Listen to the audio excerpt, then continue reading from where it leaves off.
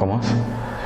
Salut, je suis le professeur Blas et je serai là toujours pour vous donner des cours de mathématiques sur notre plateforme EducTech. Donc EducTech d'abord est une plateforme qui vous permettra de mieux comprendre beaucoup de ce que vous n'avez pas compris en classe. Donc nous vous encourageons à visiter notre page et nous sommes représentés sur YouTube. Nous avons Facebook et vous pouvez aussi nous écrire sur notre boîte email par rapport à certaines suggestions et des critiques. Aujourd'hui, nous allons faire le cours sur la fonction logarithme népérien. Je pense qu'il y a des gens qui n'ont pas bien compris au travers de ce que nous ferons en ce jour. Voilà, certains pourront encore plus améliorer leur compréhension sur ce chapitre.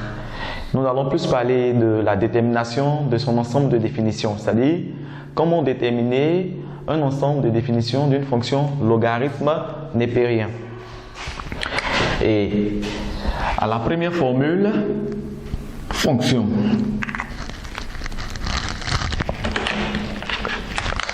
À la première formule, nous avons les types de fonctions suivantes, c'est-à-dire f de x est égal à ln de ax,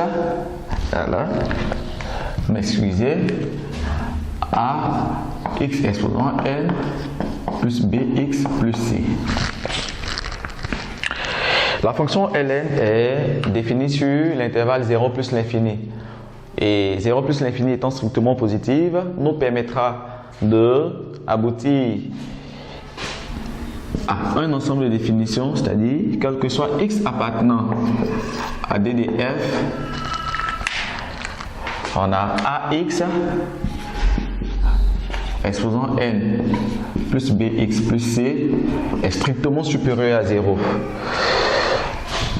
On va passer à un premier exemple. Exemple pratique. On donne deux fonctions. La première fonction ln de x plus 2 et on donne g de x est égal à ln de x carré moins x plus 3.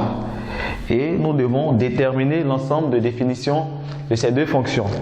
Pour la première fonction, c'est-à-dire f de x, je mets astérisque.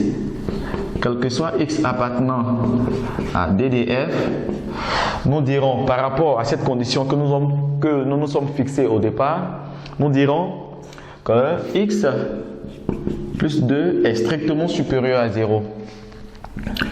Équivaut à x strictement supérieur à moins 2. Le 2 étant positif ici, quand il part derrière l'inégalité, il devient moins 2. Et ça va donner un intervalle comme ça. X va appartenir à l'intervalle ouvert en moins 2 plus l'infini. Par conséquent,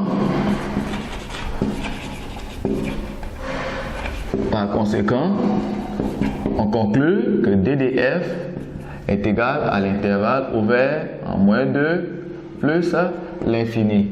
Voilà. Pour encore mieux comprendre, lorsque l'égalité ou l'inégalité surtout vient vers x, l'intervalle va vers plus l'infini. Et ici, on ouvre en moins 2 parce que nous avons l'inégalité qui est strictement supérieure à moins 2. Lorsque nous sommes à la phase strictement supérieure, l'intervalle ici est ouvert et l'intervalle va tendre vers plus l'infini. Du coup, l'ensemble des définitions est égal à l'intervalle ouvert en moins 2 plus l'infini. Et quand vous finissez, n'oubliez pas de faire un travail correct en encadrant le résultat. Donc ça, c'est la première forme de fonction. Et au-delà de ça, toutes les fonctions qui seront sous la forme ln d'un élément plus un autre ou un élément moins un autre, c'est comme ça que nous devons résoudre la détermination de son ensemble de définitions. Nous allons prendre la seconde fonction. La seconde fonction qui est une fonction polynôme. La première est une fonction monôme car elle est de degré 1. La seconde est une fonction polynôme car elle est de degré 2. Donc on dira quel que soit x appartenant à d de g, on dira aussi que x carré moins x plus 3 est strictement supérieur à 0. Dans cette inéquation, nous devons passer par le discriminant. Le discriminant nous dit que b carré moins 4ac. Et ici, nous avons le b qui est 1. Donc, on aura 1 au carré moins 4 multiplié par le coefficient qui est là, qui est 1, multiplié par 3. Donc, ici, on dira ça fait 1 moins 12. Le discriminant étant inférieur à 0. Discriminant négatif. Lorsque le discriminant est négatif, qu'est-ce qu'on dira? On dira que l'ensemble des définitions est tout simplement le signe de A. Donc, on fera un tableau. Dans le tableau, on mettra 0 plus l'infini. Comme on l'a dit au départ, une fonction logarithme népérien est définie sur 0 plus l'infini. Et ici, on pourra mettre la fonction, c'est-à-dire x carré moins x plus 3 f de x. Le signe de A, c'est-à-dire le signe de A est le signe du monôme le plus élevé. Qu'est-ce qu'on appelle le monôme le plus élevé? C'est les x. X a 1 degré et le degré sera le monôme le plus élevé. Donc ici nous avons le degré 2, ici nous avons le degré 3. Donc le signe que nous allons ici prendre, c'est le signe du monôme le plus élevé, c'est-à-dire le signe de x carré qui est positif. Donc là, ici, on va mettre plus et là, plus. Donc on dira que d de f est égal à l'intervalle ouvert en 0 plus l'infini.